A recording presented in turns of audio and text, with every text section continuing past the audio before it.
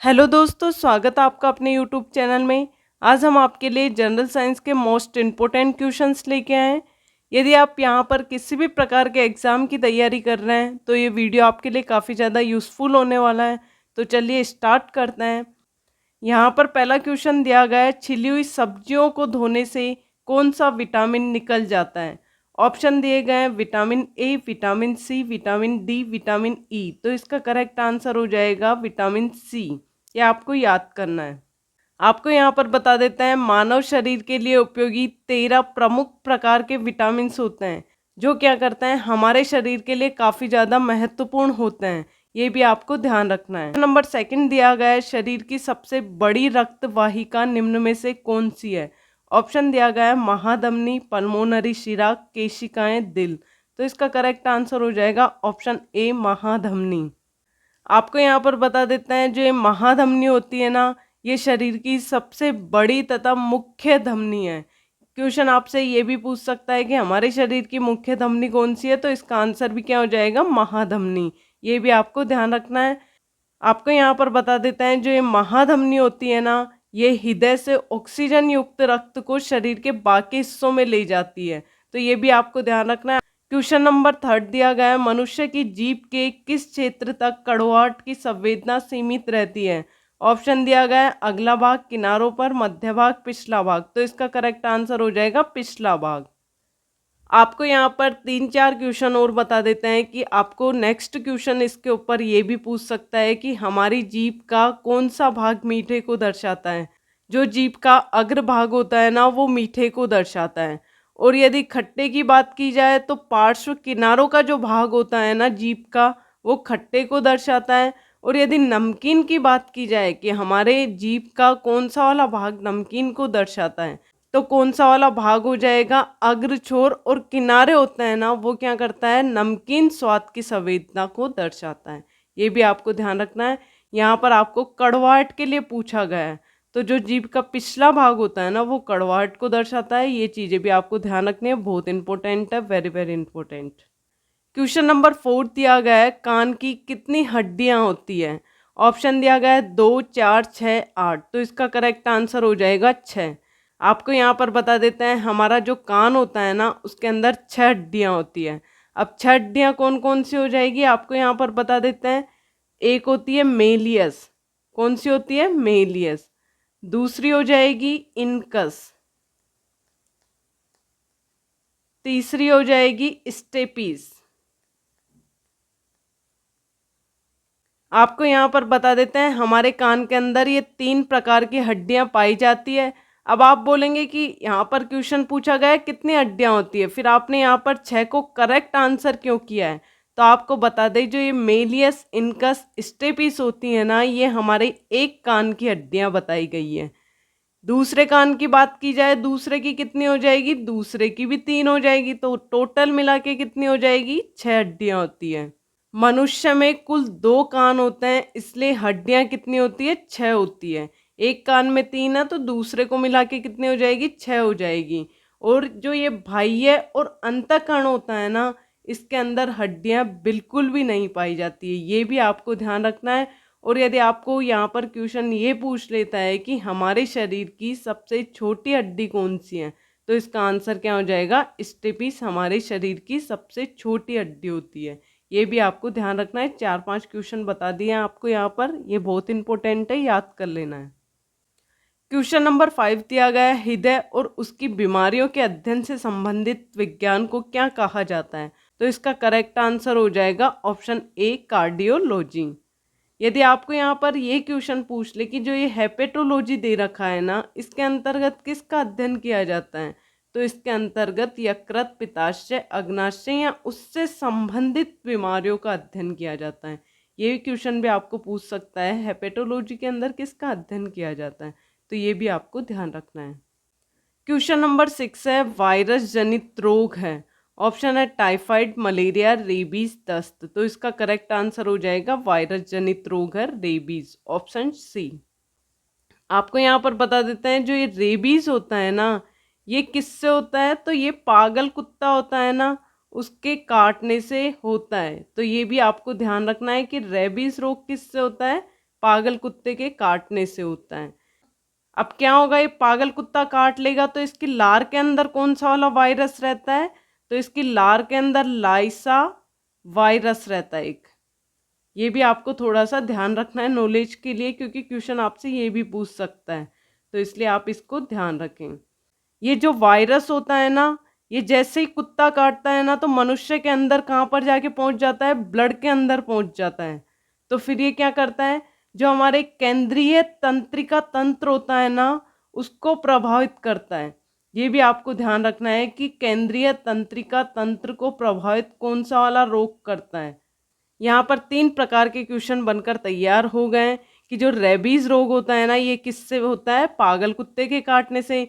दूसरा है जो पागल कुत्ता काटता है उसके लार में कौन सा वाला वायरस होता है, तो लाइसा वायरस टाइप फर्स्ट होता है।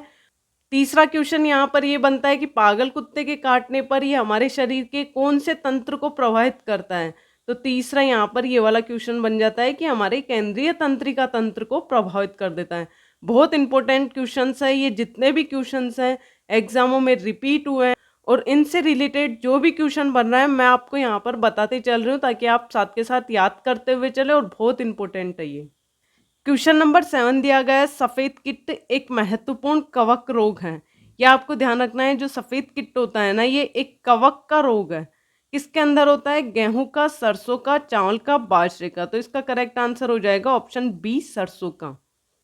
आपको यहाँ पर बता देते हैं, जो इस श्वेत किट रोग होता है ना, सफ़ेद रोली, जो क्या करता है, सरसों की खेती के अंदर सबसे ज़्यादा प्रभाव डालता है। आपको यहाँ पर ये पूछ ले कि इसका रोगजनक कौन होता है, तो इसका रोगजनक कौन हो जाएगा, एल्बुगो कैंडिडा। ये भी आपको ध्यान रखना है कि ये इसका रोगजनक होता है सरसों का। आपको यहाँ पर बता देते हैं, जो सरसों से होने वाले रोग होते हैं ना, वो कई प्रकार के होते हैं। पहला हो जाएगा अंगमारी रोग, ये भी आपको ध्यान रखना है, ये भी सरसों के अंदर होता है। दूसरा हो जाएगा तुलासिता रोग। तीसरा हो जाएगा तना सड़न रोग, इससे क्या होता है कि तना सड़ने लग जाता है, तो ये भी आपको ध्यान रखना है। और जो चौथा हो जाएगा ना, वो कौन सा हो जाएगा, छाछा रोग। ये भी क्या होता है, सरसों के अंदर होता है, तो ये भी आपको ध्यान रखना है। क्वेश्चन नंबर 8 दिया गया है, राइबोसोम का मुख्य कार्य है। ऑप्शन है कोशिका विभाजन का नियंत्रण, कोशिका के कार्य का नियंत्रण, प्रोटीन संश्लेषण, हार्मोन का स्रावण। तो इसका करेक्ट आंसर हो जाएगा ऑप्शन सी, प्रोटीन का संश्लेषण। आपको यहाँ पर बता देते हैं, जो ये राइबोसोम्स होता है ना, ये किस किस से मिलके बना होता है, तो ये आरएनए व प्रोटीन का बना हुआ होता है। ये भी आपको ध्यान रखना है, ये क्वेश्चन भी आपसे पूछ सकता है। दूसरी बात आपको यहाँ पर ये बता देते हैं, जो ये राइबोसोम होता है ना, ये एक आणविक मशीन की तरह काम करता है। अब ये आणविक मशीन की तरह काम कैसे करेगा, जो मैसेंजर आरएनए होता है ना, उसमें मौजूद जो भी जानकारी होती है ना, उसको प्रोटीन में बदल देता है।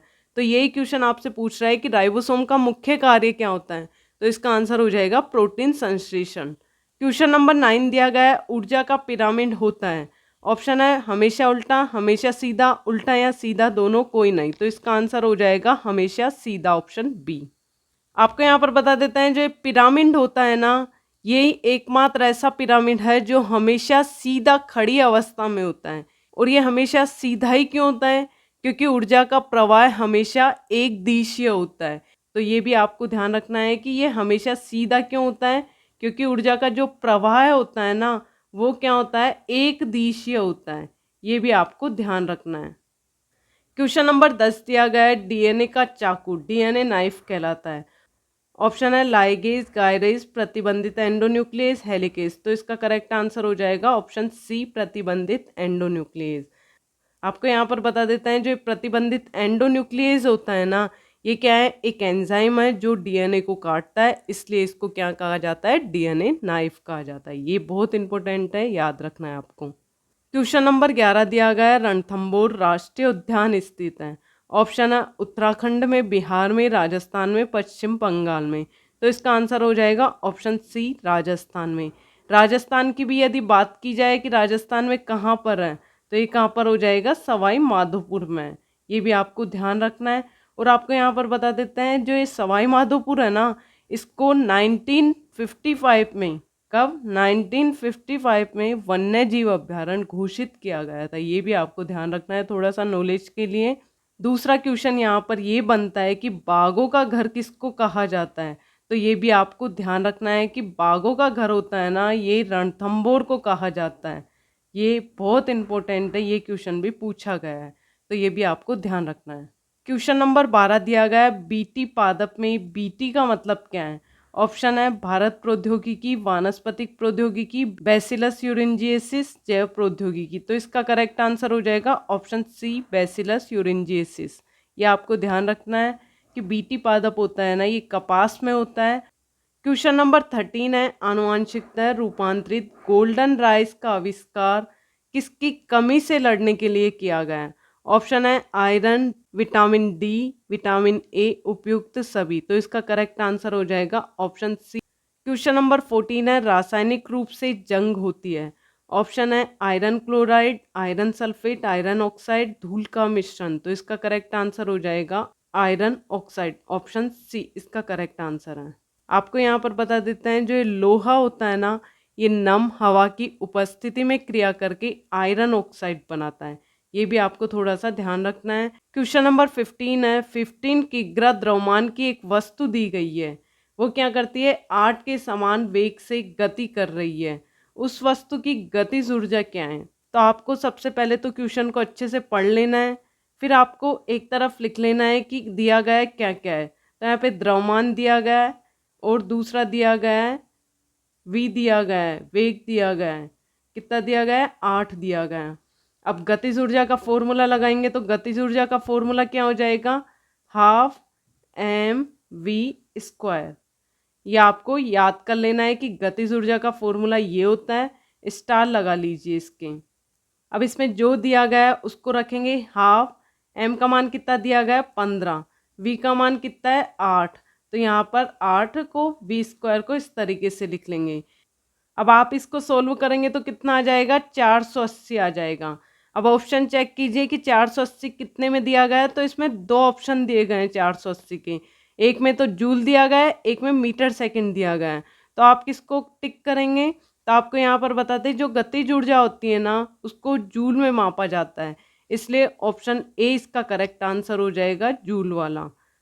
आपको इस क्वेश्चन में कुछ नहीं करना है, क्या पूछ रहा है, गतिज ऊर्जा पूछ रहा है। तो गतिज ऊर्जा का फॉर्मूला रख देंगे और उसको सोल्व कर देंगे, आपका आंसर आ जाएगा। क्वेश्चन नंबर 17 है, निम्नलिखित में से कौन सा जीव विज्ञान में कोशिकाओं का ऊर्जा स्रोत है।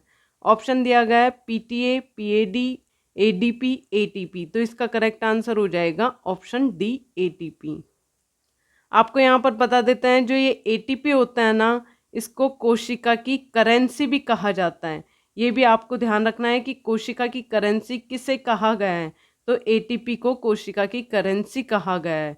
और आपको यहाँ पर बता दें, जो एटीपी होता है ना, इसको क्या कहा जाता है, एड्रीनोसिन ट्राइफॉस्फेट। यह एक कार्बनिक यौगिक है जिसमें कोशिका को ऊर्जा प्राप्त होती है। ये भी आपको ध्यान रखना है। क्वेश्चन नंबर 18 है, चींटी के डंक में कौन सा अम्ल पाया जाता है। ऑप्शन दिया गया है इथेनोइक अम्ल, हाइड्रोक्लोरिक अम्ल, सल्फ्यूरिक अम्ल, फॉर्मिक अम्ल। तो इसका करेक्ट आंसर हो जाएगा ऑप्शन डी, फॉर्मिक अम्ल। आपको यहाँ पर बता देते हैं, जो फॉर्मिक अम्ल होता है ना, इसको मैथेनोइक अम्ल भी कहा जाता है। ये भी आपको ध्यान रखना है कि मैथेनोइक अम्ल की बात की जाए तो किसके लिए कर रहा है, वो फॉर्मिक अम्ल की बात कर रहा है। ये भी आपको ध्यान रखना है। क्वेश्चन नंबर 19 दिया गया है, CaO का रासायनिक नाम क्या है। तो इसका करेक्ट आंसर हो जाएगा कैल्शियम ऑक्साइड, ऑप्शन डी इसका करेक्ट आंसर हो जाएगा। Ca क्या होता है, कैल्शियम, और O को क्या बोला जाता है, ऑक्साइड। ये भी आपको ध्यान रखना है। क्वेश्चन नंबर लास्ट दिया गया है 20, मानव मस्तिष्क का कौन सा हिस्सा बुद्धि, स्मृति व भावनाओं का केंद्र होता है। ऑप्शन दिया गया है hypothalamus, cerebrum, carpus, midbrain. तो इसका करेक्ट आंसर हो जाएगा ऑप्शन बी, सेरिब्रम। आपको यहाँ पर बता देते हैं, जो ये सेरिब्रम होता है ना, इसको एक को नाम दिया जाता है प्रोजेन सिफ्लान भी कहा जाता है। ये भी आपको ध्यान रखना है।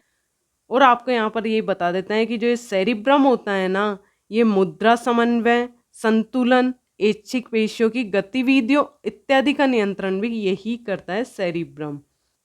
यदि आपसे यहाँ पर सेरिब्रम का मुख्य कार्य पूछा जाए तो क्या है इसका मुख्य कार्य, शरीर का संतुलन बनाए रखने का काम भी सेरिब्रम का ही होता है। बहुत इंपॉर्टेंट है ये वाला क्वेश्चन, कई बार पूछा गया है। हमारे शरीर को संतुलन कौन सा मस्तिष्क का भाग बनाता है? तो इसका आंसर हो जाएगा सेरिब्रम। आज के क्वेश्चंस काफ़ी ज़्यादा इंपॉर्टेंट थे। यदि आज का वीडियो आपको पसंद आया हो तो लाइक, शेयर एंड कमेंट कीजिए और चैनल को ज़रूर सब्सक्राइब कीजिए। इसी तरीके से हम आपके लिए बहुत इंपॉर्टेंट क्वेश्चंस लेके आएंगे और उनके बारे में जानकारी भी देंगे आपको। वो आपके लिए काफ़ी ज़्यादा यूज़फुल होगा। तो आप इस चैनल को ज़रूर सब्सक्राइब कीजिए। धन्यवाद।